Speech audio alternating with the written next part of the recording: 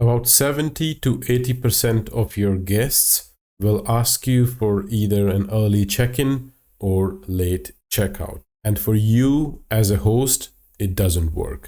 The key reason for that is the Airbnb insurances, the two Airbnb insurances every host gets. The first one is the liability insurance, and the second is the damage protection insurance. They cover you from the check-in time of your property to the checkout time.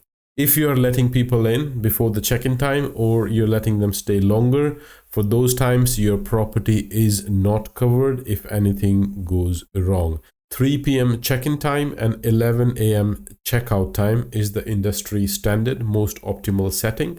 That is what I would recommend you keep as well. It just gives the sufficient time for your cleaner to clean the property in that 4-hour window. 11 a.m. checkout time works almost for everyone. They don't have to rush through their breakfast and getting out of the property if you do it any sooner.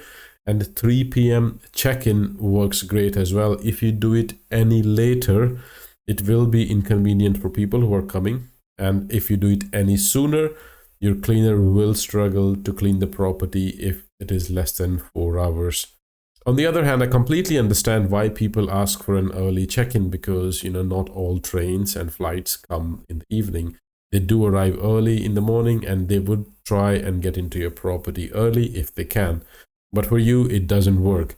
If you really want to help them, they can come and, drop their luggage, come back later to check in.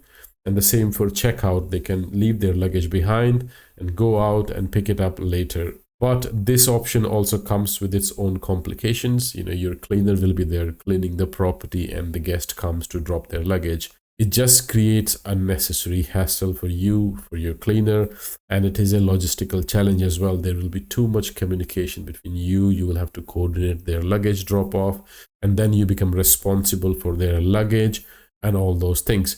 So try and avoid all these scenarios in the first place. Feel free to decline people when they ask you. My standard answer to anyone asking for an early check-in or late checkout is no. But there is still a human in me. If someone is traveling with kids or they have some mobility issues or something like that, I do sometimes allow them, but I don't make it a habit. And that is what I would recommend to you as well.